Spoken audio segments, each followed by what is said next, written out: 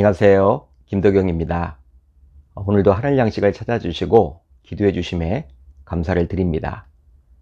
하늘 양식을 통해서 영적으로 조금이나마 진보하시면 좋겠습니다. 자, 오늘 우리가 나눌 말씀은 갈라디아서 4장 12절로 18절, 갈라디아서 4장 12절로 18절입니다. 제가 읽겠습니다. 형제들아, 내가 너희와 같이 되었은즉 너희도 나와 같이 되기를 구하노라. 너희가 내게 해롭게 하지 아니하였느니라. 내가 처음에 육체의 약함으로 말미암아 너희에게 복음을 전하는 것을 너희가 아는 바라. 너희를 시험하는 것이 내 육체에 있으되 이것을 너희가 업신여기지도 아니하며 버리지도 아니하고 오직 나를 하나님의 천사와 같이 또는 그리스도 예수와 같이 영접하였도다. 너희의 복이 지금 어디 있느냐?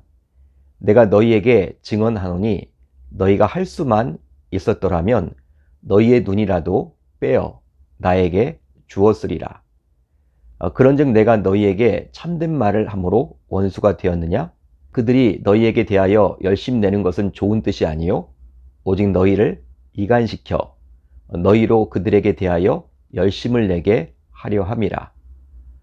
좋은 일에 대하여 열심으로 사모함을 받음은 내가 너희를 대하였을 때뿐 아니라 언제든지 좋으니라. 아멘. 하나님의 말씀입니다. 오늘은 이 말씀을 통해서 바울의 안타까운 심정이란 제목으로 은혜를 나누겠습니다. 현재 우리는 갈라디아서를 살펴보고 있는데요. 이 갈라디아서는 다소 딱딱하고 이론적이고 논리적입니다. 이유가 있는데 바로 바울이 전한 복음이 오해를 받아서 많은 교우들의 신앙이 흔들렸기 때문이죠. 따라서 바울의 입장에서는 이 갈라디아서를 통해서 이런 분위기를 반전시켜야만 했기에 구원을 받는 데 있어서 왜 율법, 즉 할례가 필요 없는지를 설명해야만 했고, 그러기 위해서는 논리적인, 즉 이론적인 뒷받침이 필요했기 때문입니다. 그러기에 갈라디아서를 제대로 이해하기 위해서는 당시 시대적인 상황과 로마의 문화적인 배경 등을 몰라서는 아니 되겠죠. 그런데요, 오늘 본문을 보게 되면 바울은 갑자기 톤을 바꾸어서 갈라디아 교인들과 바울 사이의 아름다운 과거의 관계에 대해서 언급을 해주고 있습니다. 따라서 오늘 본문을 보게 되면 딱딱함은 없고 오히려 바울의 신앙 휴상처럼 보이기도 하죠. 그러기에 갈라디아서를 보게 되면 바울은 논리를 가지고 갈라디아 교인들을 우선 설득하되 거기에 더하여 오늘 본문을 보면 알 수 있듯이 감성이 호소해서 설득하고 있음을 알 수 있습니다. 따라서 오늘 본문에 나오는 바울의 회상을 보게 되면 과거의 자신과 갈라디아 교인들 간의 관계가 과연 어떠했는지를 알 수가 있죠. 그렇다면 본래 갈라디아 교인들은 바울을 어떻게 대했습니까? 자, 오늘 본문 13절로 14절을 보면 알 수 있는데요.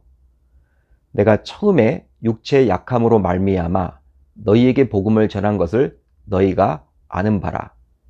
너희를 시험하는 것이 내 육체에 있으되 이것을 너희가 업신여기지도 아니하며 버리지도 아니하고 오직 나를 하나님의 천사와 같이 또는 그리스도 예수와 같이 영접하였도다. 아멘. 바울이 갈라디아 교회에서 복음을 전하고 교회를 개척했을 때 그에게는 지병이 있었습니다. 바울은 자신의 지병에 대해서 구체적으로 말씀을 해주고 있지 않기에 그의 지병이 과연 무엇인지 알 수는 없어요. 하지만 그 지병이 심각했기에 자칫 갈라디아 교인들에게 시험거리가 될 만도 했죠. 그러다 보니 이 지병을 가진 바울을 갈라디아 교인들이 업신여길 수도 있었습니다. 하지만 당시 갈라디아 교인들은 바울을 업신여기지도 않았고 그를 버리지도 않았습니다.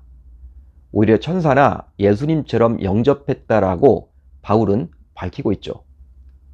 그렇습니다. 혹자는 바울의 지병이 간질이었을 것이다. 혹은 말라리아에 걸려서 자주 고열에 시달렸을 것이다. 혹은 안질이었을 것이다 라고 말들을 합니다. 아무튼 주의 사역을 하기에는 적합하다고 볼 수는 없겠죠. 왜냐하면 말씀을 전하거나 양육, 훈련을 할 때 입에 거품을 물고 쓰러질 수도 있었기에 순회 선교사로서는 적합하다고 볼 수는 없겠죠.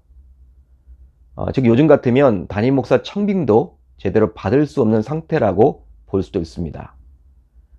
그러게 바울도 주님께 자신의 병이 낫기를 무려 3번씩이나 간절히 기도를 했죠. 하지만 그때마다 주님께서는 그의 지병만큼은 고쳐주지를 않았습니다. 여러분, 대사도였던 바울이 누구입니까? 죽은 유두고조차를 살렸으며 심지어는 사람들이 바울의 손수건과 앞치마를 가져다가 병든 자에게 얹으면 그 병이 낫기도 하고 악귀도 떠나가기도 했죠. 이런 놀라운 기적의 현장에 있었던 바울이 자신의 지병만큼은 기도로 낫지를 못했던 거예요. 바로 하나님께서 막으셨기 때문입니다.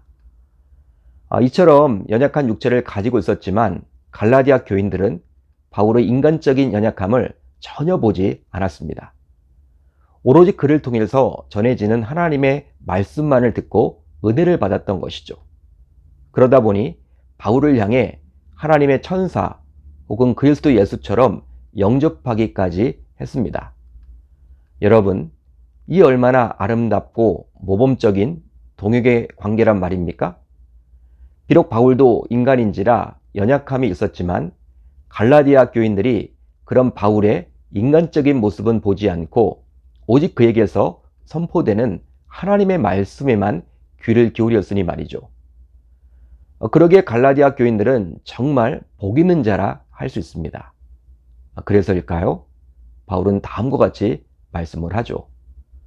내가 너희에게 증언하노니 너희가 할 수만 있었더라면 너희의 눈이라도 빼어 나에게 주었으리라. 더욱이 갈라디아 교인들은 바울의 연약함을 오히려 안타까워해서 할 수만 있다면 자신의 눈까지도 빼어질 정도로 도움을 주려 했습니다. 이런 갈라디아 교인들의 귀한 마음을 바울은 너무나도 소중히 여겼던 것이죠. 실제 자신의 물질 정도가 아니라 자신의 몸의 한 부분을 떼어줄 정도로 갈라디아 교인들은 바울을 사랑하고 진심으로 아꼈습니다. 사랑하는 성도 여러분, 지금도 이런 섬김이 한국교회에서 또 우리 교회에서 일어난다면 얼마나 좋겠습니까? 자신에게 영적 유익을 주는 목회자, 교구장, 바나바, 사랑 목자, 교사, 또 영적 멘토를 위해서 기도하고 그들의 필요를 채워주는 아름다운 섬김이 일어난다면 바로 바울이 말하는 복된 삶이라고 감히 말할 수 있겠죠. 그런데요, 바울과 갈라디아 교인 사이의 이 좋은 관계에 금이 가기 시작했습니다. 그러기에 바울은 갈라디아 교인들이 그렇게 복 있는 사람들이었는데 지금은 그 복이 과연 어디 있느냐라고 묻고 있는 것이죠. 너희의 복이 지금 어디 있느냐? 바울의 안타까움이 느껴지지 않습니까? 그렇다면 무슨 이유로 바울과 갈라디아 교인들 사이에는 오해가 생기게 되었을까요? 금이 가게 되었을까요? 바로 갈라디아 교인들의 좋은 열심을 나쁜 쪽으로 돌려서 복음이 아닌 것에 열심을 내게 하는 자들이 생겨났기 때문입니다. 그들이 너희에게 대하여 열심 내는 것은 좋은 뜻이 아니요 오직 너희를 이간시켜 너희로 그들에게 대하여 열심을 내게 하려 함이라. 이들은 갈라디아 교인들로 하여금 바울을 오해토록 했습니다. 그렇게 함으로 바울을 위해서 자신의 눈까지도 빼줄 것만 같았던 갈라디아 교인들을 이간시켜 바울이 아니라 이제 자신들을 따르도록 했죠.